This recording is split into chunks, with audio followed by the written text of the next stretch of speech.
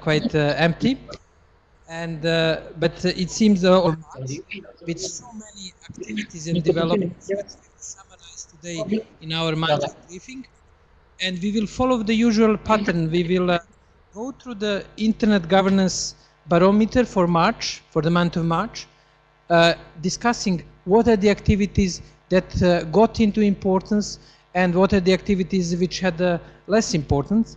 Then we'll hear from our friends in Jakarta with a quick overview of on the regional dynamics, let's say 5 minutes, and later on we'll hear from Rio de Janeiro hub, which will tell us what's going on in Latin America in this field.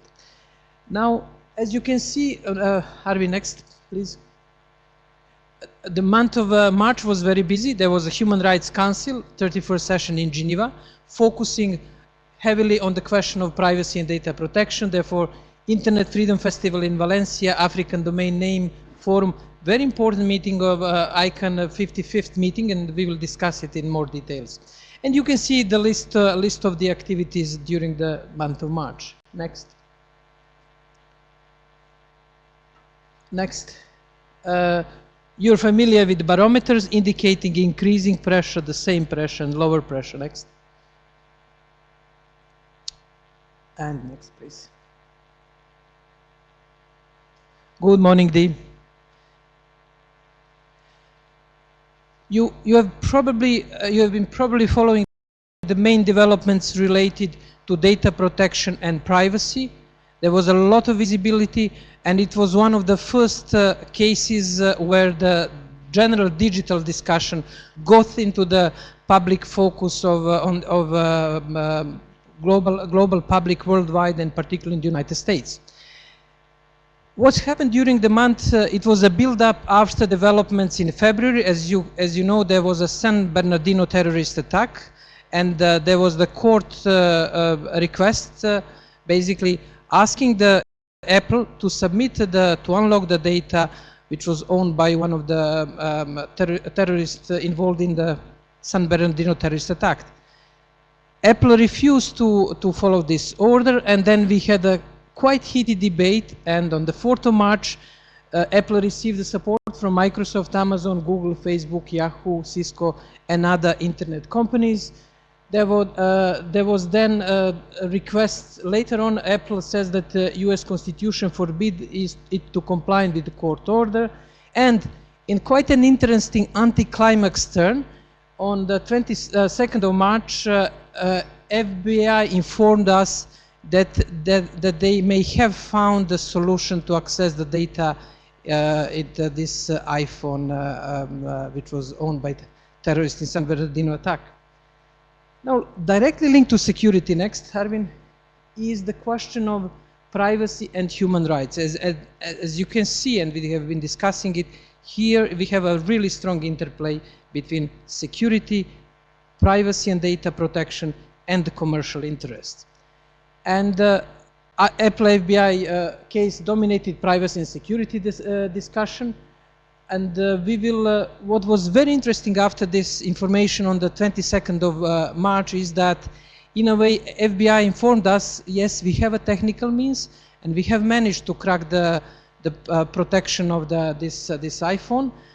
Shifting discussion from the previous debate about security versus privacy, what is the right balance, to basically informing us, hey guys, we have a technical means. If you don't want to obey the court order, we can do that.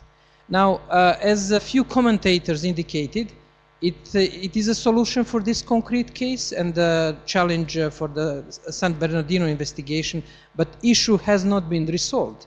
We will be having the similar dilemma and similar discussions on privacy versus security, or privacy and security coming into the focus.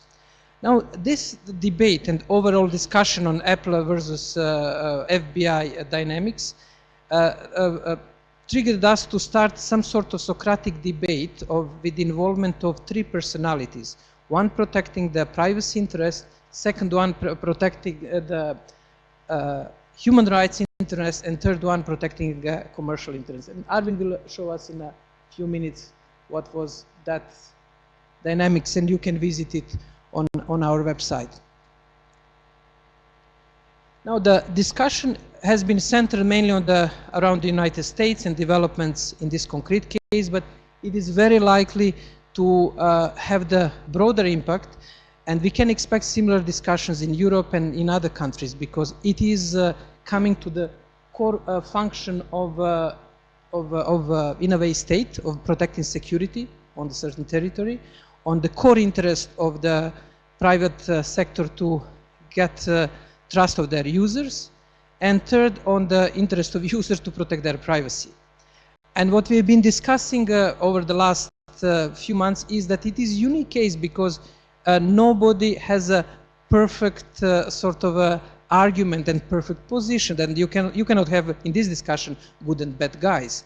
Everybody has legitimate interest, and what is also important, all key players have quite strong weaknesses, because nobody can impose its own will easily on the other three players. Therefore, it could be a basis for discussion. Governments have a legitimate interest to provide security on certain territory, on the national territory. Internet companies have a legitimate interest to operate and to have a trust of their customers, and citizens have a legitimate interest to protect their privacy. And this will be quite an interesting dynamics in the forthcoming months. Now, in parallel to Apple FBI case, there was a similar debate in UK Parliament over Snooper Charter. It remains controversial due to the data retention requirements.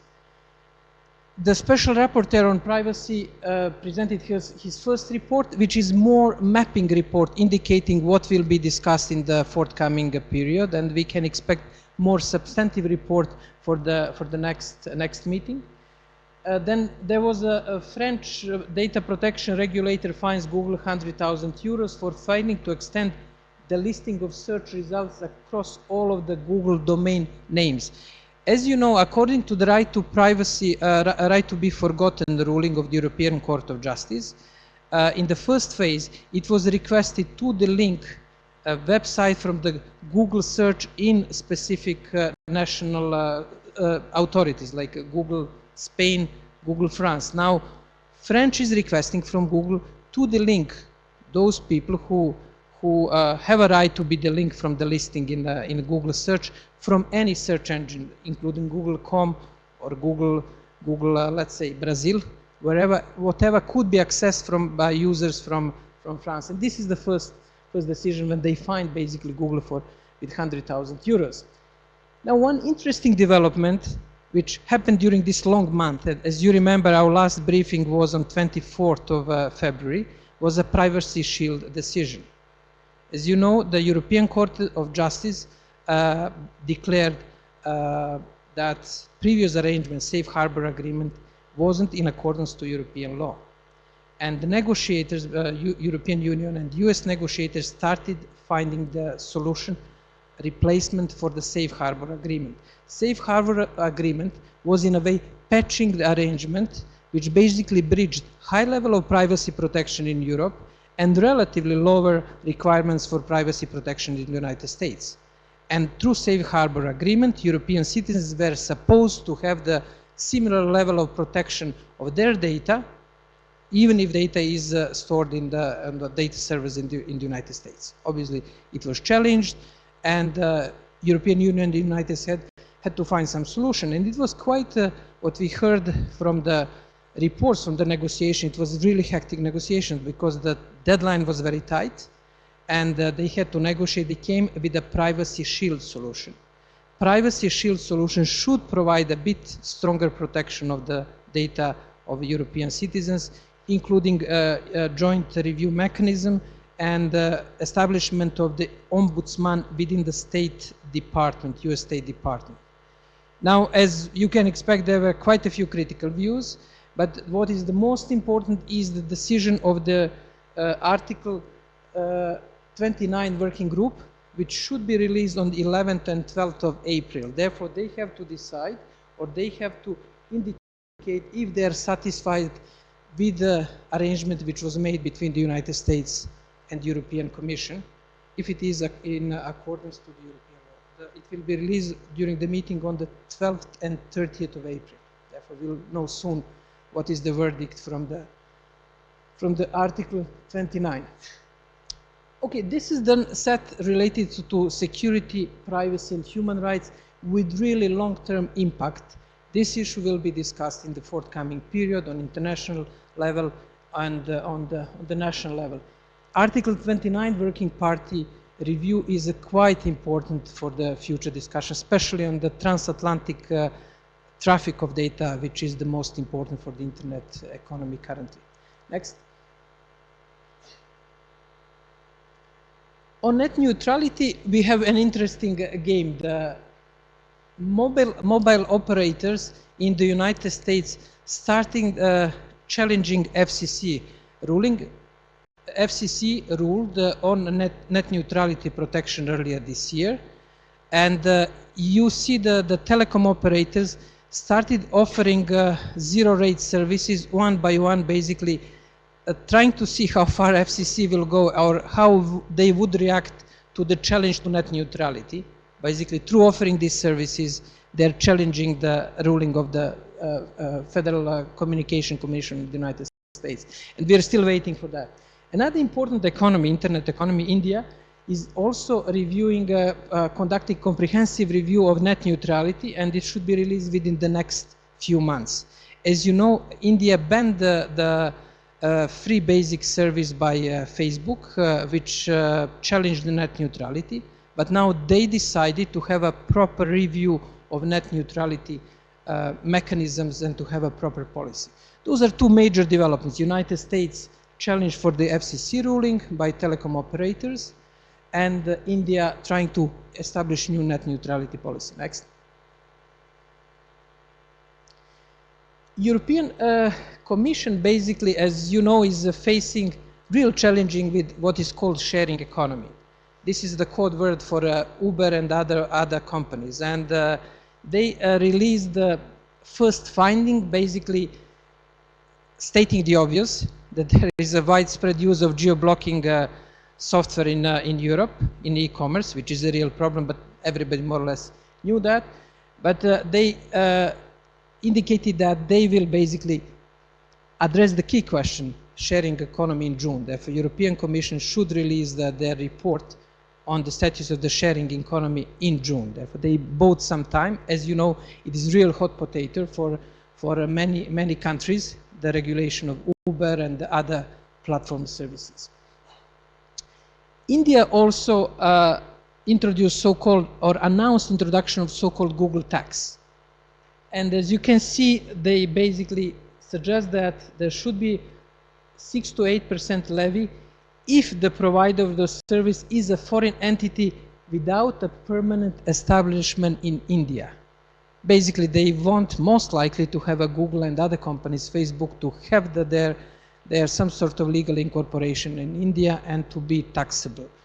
Therefore, as we noticed during these briefings, there is a strong move towards tapping into the internet economy or e-commerce by many countries worldwide, and India is now joining. France, as you know, had quite a few proposals of the internet taxes, and the other countries. Next.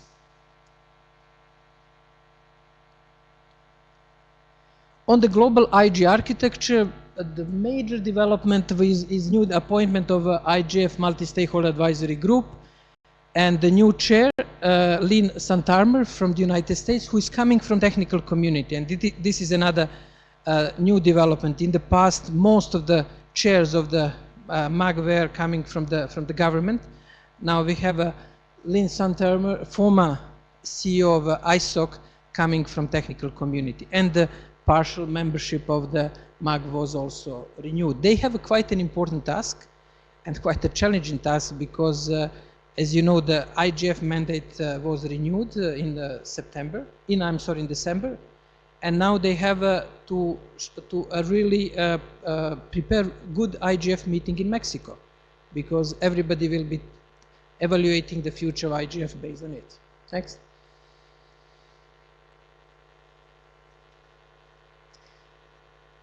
For those of you who are involved here in the Geneva-based activities, you probably know that there is a lot of discussion on sustainable development. Whatever you discuss from the e-commerce, health, human rights, you have to have indication to SDGs Sustainable Development Goals. And there will be two crucial events, in particular for the relevant for the diplomats based in Geneva and from colleagues from developing countries. There is ongoing call for stakeholders to contribute on key issues related to achieving the SDGs, to feed into high-level thematic debate on achieving SDGs, which will be held in New York on the 21st of April. And also to prepare for the first multi-stakeholder forum on science, technology and innovation in June. There is a process with the 10 members facilitation mechanism who are preparing this technological and scientific aspect of SDGs. Here we should just indicate that, as you know, the internet is not explicit SDGs. It's some sort of, we were referring to it as a ghost SDG, which is relevant for the implementation of all SDGs. And while internet wasn't very prominent in negotiation on SDGs per se, it will be now increasingly important in discussion on implementation of SDGs. And these two meetings will start the process. Therefore, it will come into discussion when we discuss education, health, and other specific SDGs. Next. On infrastructure, Voice One development in Morocco, specific was that voice over IP services were blocked in Morocco, and there was an interesting explanation by telecom providers. They basically in their public statement said it wasn't us, it was the regulator who blocked the voice over IP, and they said we just obeyed the rulings of the regulator. Again, we have quite an important commercial discussion between telecom operators and others. The more voice over IP is used, the less income they have, and they are trying to find some sort of survival strategy. One important document is the Global Encryption Trend Study. You will have the links to all of these documents in the follow-up, which basically indicates that companies are increasingly encrypting their data in the cloud. There is a strong, there was a trend since the Snowden revelation, but it has been really picking up over the last year. There is more and more encryption, and much stronger encryption than in past. Google is in talks with the Indian telecom operators to kickstart the Loon project in India. You can see in this drawing there are quite a few balloons. As you know, Google decided to create this Wi-Fi system on the larger geographical territories by using balloons, which will be basically containing some sort of Wi-Fi in simplified way. Wi-Fi repetitors which will be covering particular geographical area. Facebook opted for the drones. Therefore, we'll see who will win, drones or balloons. But they are starting the Loon project in India. Next. Jurisdiction and legal issue, preliminary opinion of European Court of Justice Advocate General, who basically ruled or suggests the ruling that operators of the public Wi-Fi's should not be responsible for infringement of the copyrights. That was a sort of ambiguous area. Therefore, if the, let's say, Geneva authorities establish the free Wi-Fi, I think they have quite a few in the city. According to the Advocate General, they are not responsible if somebody is basically accessing or breaching the copyright regulation. That ruling can pave the way for the more public Wi-Fi hotspots in Europe, because there won't be the risk of the negative rulings. We already discussed the Snooper Charter over the question of access of surveillance, and here the question is also the jurisdiction, because it has a provision to establish extraterritorial jurisdiction for the UK authorities. It doesn't deal only with the surveillance in the United Kingdom, but also requests companies to provide the data to UK authorities for the users which are not based in the UK. Next.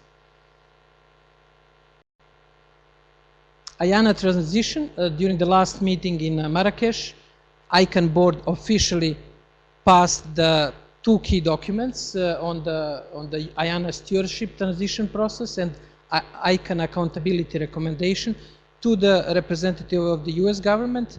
They have now to decide if the proposal fits the requirements that were announced on the 14th of March 2014 when the process was initiated, and which initiated this long discussion. US government has contracted Berkman Center at Harvard University to perform an independent review of the proposal by 30th of June.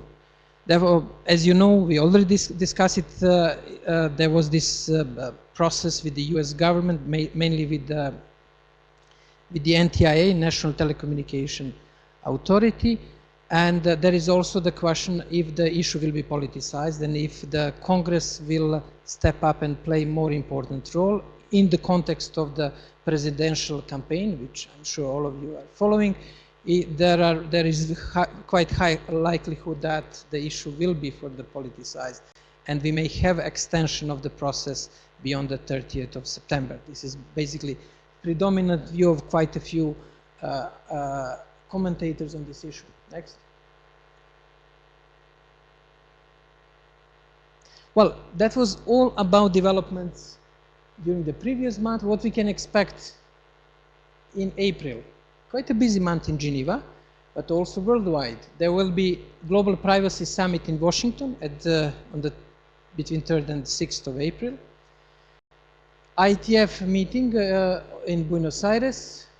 4th and 6th IGF Open Consultation and MAG meeting, preparation for the IGF, which will be held in November in Mexico. Launch of Council of Europe Strategy for the Right of Children in Sofia, 5th and 6th of April. 7th of April, Russian IGF. 16th, 18th, Open Geneva Hackathon. You know, the hackathons are becoming now quite popular.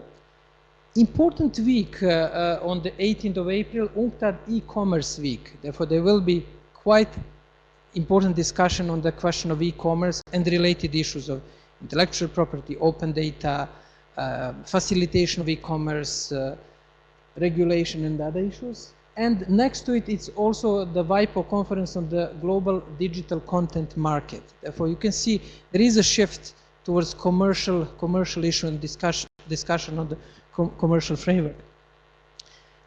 There will be Southeastern European Dialogue on Internet Governance in Belgrade, and we will host an interesting event on 25th of April. Event will focus on technological innovation for digital policy issues. Therefore, we will discuss what type of the technological solution can address digital policy issues, focusing on 3 issues: overall internet architecture, A; B, domain name system; and 3, the question of privacy and security. And would like to invite you to join us for this event. Next. At Geneva Internet Platform, we had a just-in-time webinar on Apple FBI case, encryption, privacy and security on 17th of March, ongoing this Socratic dialogue on the Apple FBI case, a conversation on the core concepts and underlying assumptions of the case, played out by fictitious characters. And I just came from Belgrade yesterday, and the guys are preparing the theater play with the 3 fictitious characters: Privatus, Securitas, and Commercias. Bit of sort of like from Asterix and Obelix, bit of the Roman names. Therefore, they are preparing fictitious theater play, which will include these three characters. And I can tell you they were quite innovative during the brainstorming session. Upcoming events, we will have issue 9 of the Geneva Digital Watch newsletter, which will analyze this in details, these few issues: data protection and privacy, IANA transition and ICANN issues, analysis of the proposals. I invite you to consult it. On 25th of April, I already indicated we have technological innovation for digital policy issues in event. And 26th of April, next briefing on internet governance. That was more or less all from the summary of what's happened during the previous month, what we have ahead of us, and what has been going at the Geneva Internet Platform. I guess now this is the right moment either to hear the comments and to hear from our colleagues from Jakarta and Rio. Okay. Shita, are you online? It's quite... as you know, the Jakarta hub is meeting also in some sort of multi-stakeholder framework. The first meeting was held at the Ministry of Telecommunication, And the second meeting is held at ABGI. ABGI is Indonesian Internet Service Provider Association. Therefore, the host is shifting every month. Hello? Hello, Joe. Can you hear me? Yes, Rita, go ahead. Okay, from Indonesia, we have 3 updates, also coming from the key stakeholders. So, my first update is about information on the electronic information and transaction. One more update will be from the government of Indonesia regarding OTC, and the last one will be from private sector, which is ABGI, regarding the IP version 6. Update from my side first. After going, this is an update of Indonesian Electronic Information and Transaction Law revision. After going through more than 6 years of advocacy and campaign activities by some elements of civil society in Indonesia, finally on March 2016, the Parliament and the government has expressed a permanent agreement to revise the Electronic Information and Transaction, or called EIT law. The agreement was made through a series of meetings between the Parliament, the Ministry of Communication and Information Technology, and the Ministry of Justice and Human Rights at the House of Representatives, Jakarta.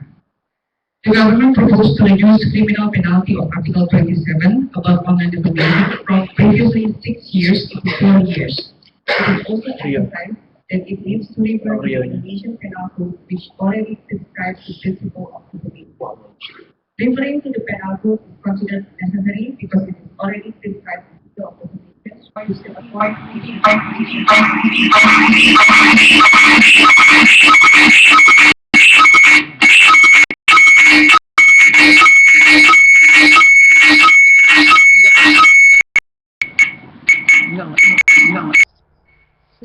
There is some problem. I don't know if it is encryption or... Okay, could we ask... Shita, could you hear me? Yes, I Hello. can hear you. We have a problem with the sound.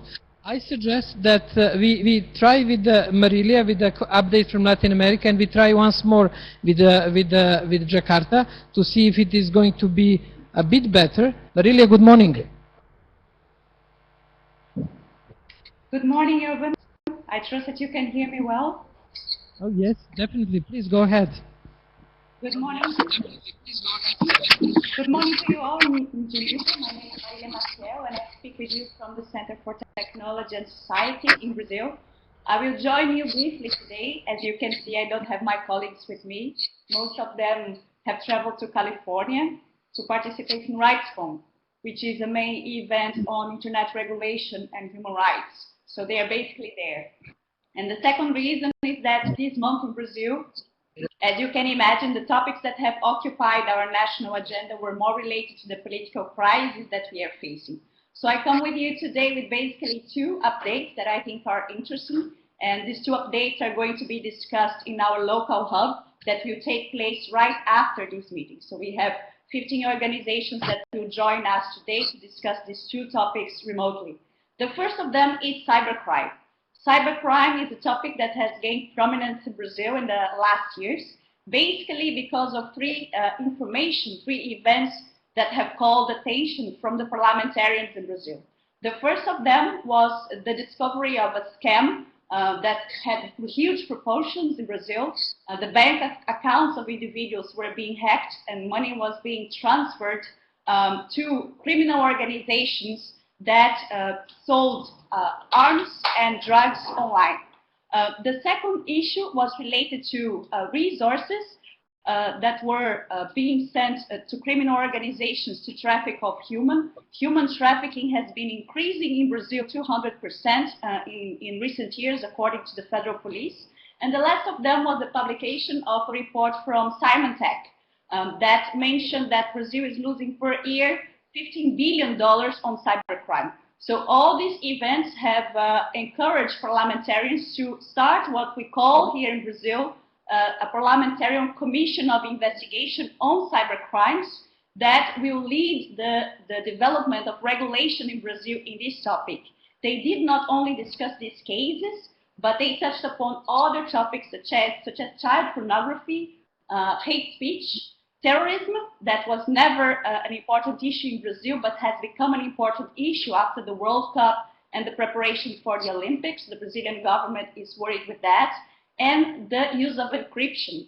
I don't know if you are aware, but the Brazilian constitution has a explicit interdiction on anonymity, and they are interpreting that this would create a problem for Brazilian users to use encryption. So we are in this sort of battle to understand how encryption could be harmonized with the Brazilian legal scenario.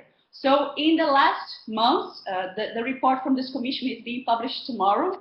And in the next months, we will see probably a very important legal activity on developing regulations on cybercrime in Brazil.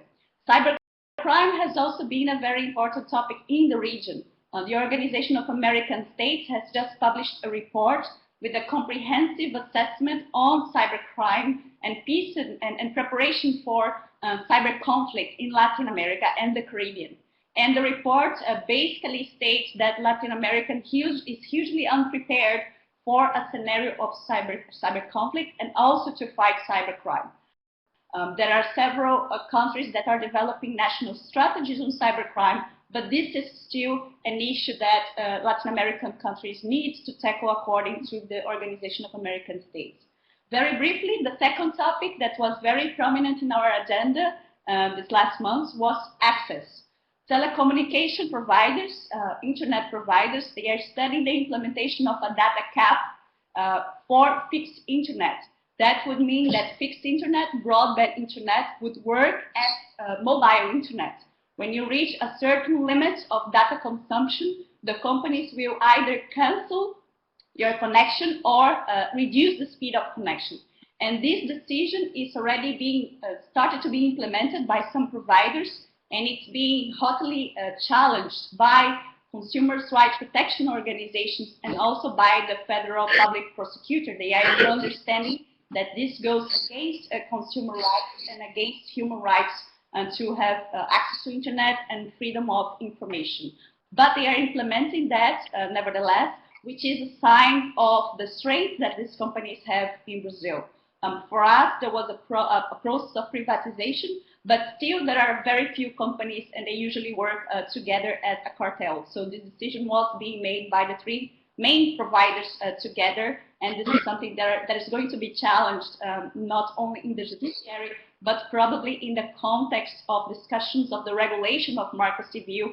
As we discussed last month, market civil is being regulated, especially when it comes to network neutrality, and probably this topic will appear on the discussions of the regulation of market civil. So these are the two topics that were important for us this month, and I'll take the questions if you have it. Over to you, Diogo.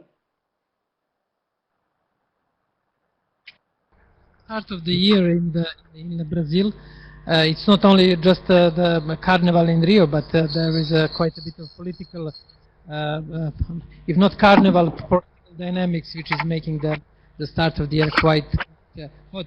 What is just noticeable, and it is a pity that we cannot hear clearly from Jakarta, but what is just noticeable is the shift in Brazil towards security-related issues. For a long time, the major focus in Brazil was on the issues like net neutrality, access, e-commerce, and the other issues. Now, as you indicated, there is in a way a shift towards a stronger security agenda related to cyber crime, or what you mentioned, just the increasing relevance of terrorism and use of the internet for the terrorist activities. Therefore, there is globalization in coverage of security issues in this way. Shall we try once more, Vishita, in Jakarta, to see if it works? Hello? Hello? Shita, go ahead. Okay. So yeah, continuing that, the government, after years of advocacy, the three main stakeholders, the Parliament, Communication, and of Justice, has decided to devise the electronic information and transaction law. Sorry. We still have a problem with the sound. What I suggest is, if you don't mind, to send us some sort of written summary statement, and then we can distribute to all participants, because the sound is breaking. We cannot hear you well. It's pity. Hello? Okay. Okay.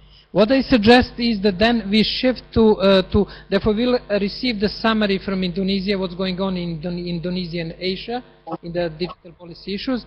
And now we will turn to our online audience, our online participants and colleagues here in room in Geneva with questions and comments. Please go ahead. Roxana. Hello. Can you hear me? All good. Online we have a very vivid discussion with people joining from everywhere around the world, from Burundi to Egypt to Santa Lucia. We can start with a comment that comes from Egypt, actually, on our free basic discussion. So Doa Shendi intervened with the following comment. I think the reason that India shut down the free basic services is because people find the service to be dedicated to serving Facebook rather than the users themselves, because the users cannot really search for knowledge as a basic service implies. In Egypt, the reason purely financial, as telecom wants the users to pay for using internet and in particular for using Facebook, otherwise they won't get users to pay for the internet. And DOA also cites an agreement between the Egyptian telecoms dating back to 2003. So this agreement would say that in case of financial losses, Egypt would claim to shut down the services for national security purposes of the financial and to a certain extent the political interests. And we started a short discussion around Could I just quick comment on this point? Therefore, in India we have access to knowledge, according to the comment from correct, and in Egypt we have financial reasons, but justified as national security. Is it correct? Exactly. Okay. Yeah. Go ahead. Okay. All for the moment. Good. Do we have any question or comment here in the room? Okay, we have here.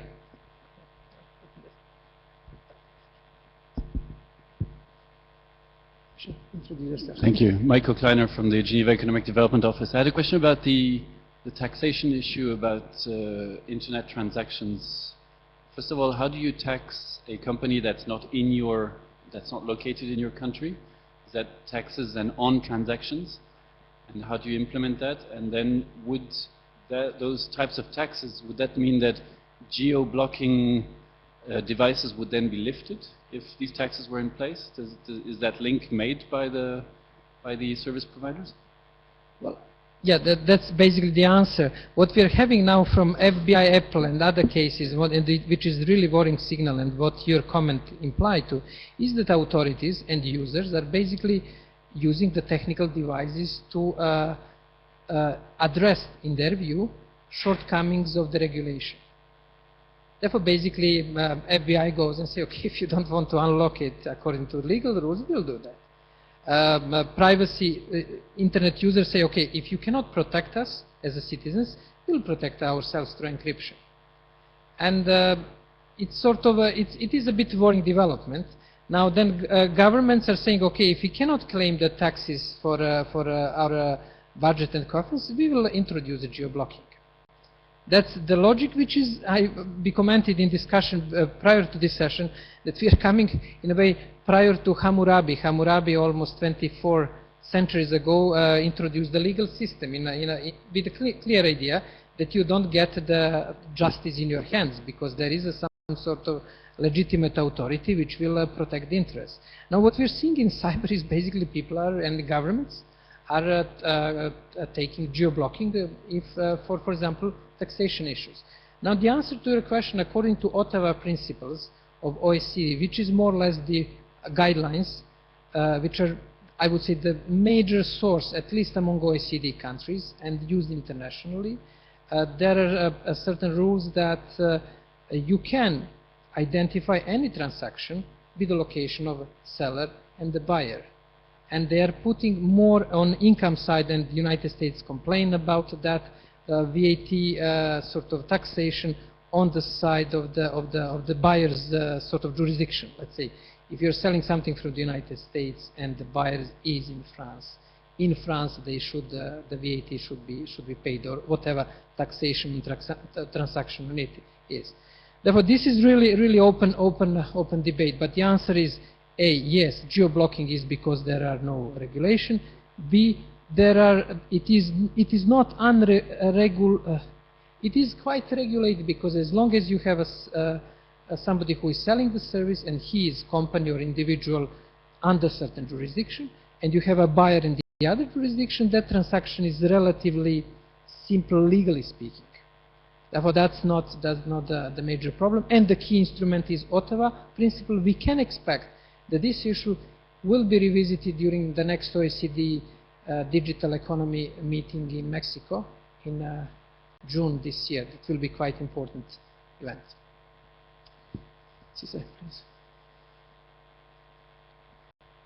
Could you introduce yourself? Hello, I'm Cisse Khan from African Civil Society on the Information Society. Thank you for this monthly update. I just have one question about Apple FBI case. What will be the consequences in terms of generally for encryption, for iPhone encryption?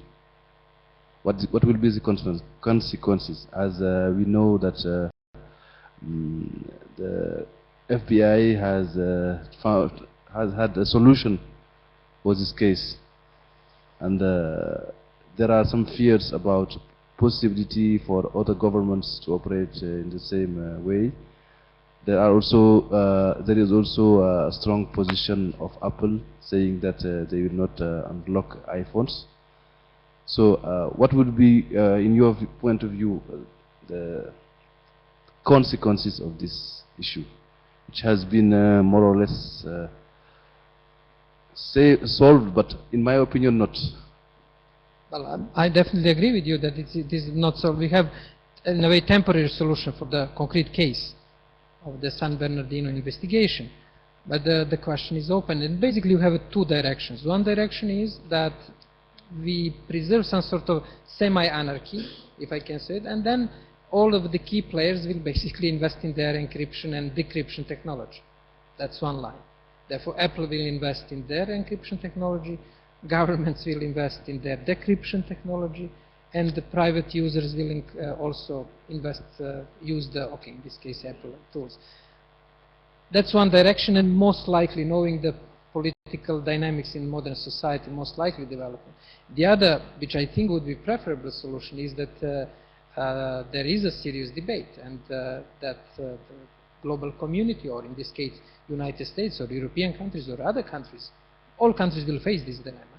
Create some sort of arrangement under what circumstances government will have a right to access the data. As you know, we discussed a lot that there were quite a few points on which FBI had a strong case, and the question of unbreakable devices. But my preferable option would be that the all key players sit around the table and say, okay, let us make some sort of a social contract. Let us say, make the clear mechanism under what circumstances data can be accessed. Therefore, you can have this techno-anarchy direction, where if I have a stronger encryption, I will be better protected. Or you have the other direction, which is more, let's say, social contract, legal discussion. And I cannot, my instinct tells me that the first line will be probably the most likely development worldwide, unfortunately.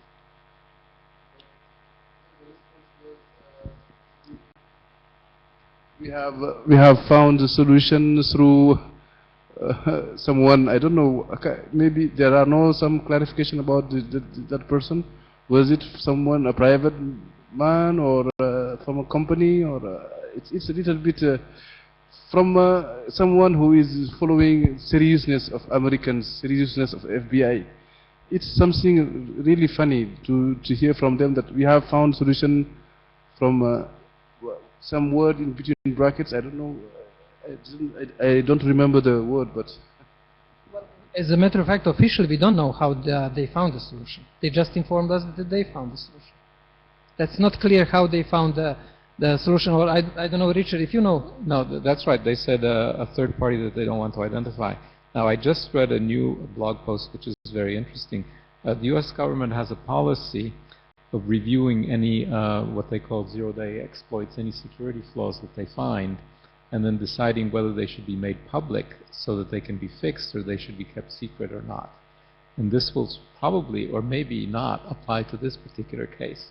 But apparently Apple now could sue the government, requesting the government to reveal the flaw so that Apple then could fix the flaw. So this may actually only be the beginning of the story. Okay. Thank you. Richard, do we have any comment from... Yeah, I was just about to read out that comment from our colleague Vladimir Radunovic. It was reported that an Israeli company helped with cracking the phone. It is also possible that FBI approached NSA to crack. NSA has advanced technology involving hardware methods. We also received an update from Indonesia on the news items that they wanted to share with us. So there are 3 basic updates. One is the Indonesian EIT law concerning civil society. The second one is IPv6 updates for the private sector, and the third one is over-the-top services concerning the government. We will maybe share a little bit more on these 3 updates from Indonesia as soon as we get information from there. Probably over-the-top services are quite topical because there was an anti-Uber protest in Jakarta, and there is a heated debate about also taxation and this sharing economy, which is a phrase now introduced by European Commission. Okay. That's fine. If you don't have any other question or comment, I would like then to thank colleagues in Jakarta, and I'm sure the sound will work better next time, and I'm also sure that you have a good discussion internally and that you use this occasion to have briefings on the internal developments in Indonesia. Marilia is alone today at Rio Hub, but then she will continue with the Brazilian hubs. Brazil is a big country, and there will be consultations among the different Brazilian hubs. And I would like to thank our remote participants for their for good discussion and good comments, and friends here in Jakarta, in Geneva, who, in spite of the sort of holiday season in Geneva, joined us today in situ here in persons and helped to our discussion. I wish you good continuation of discussion in Jakarta and Rio, and we will continue our discussion here with some sandwiches and drinks and refreshments. Have a nice day. Bye bye. Ciao. Thank you. Thank you.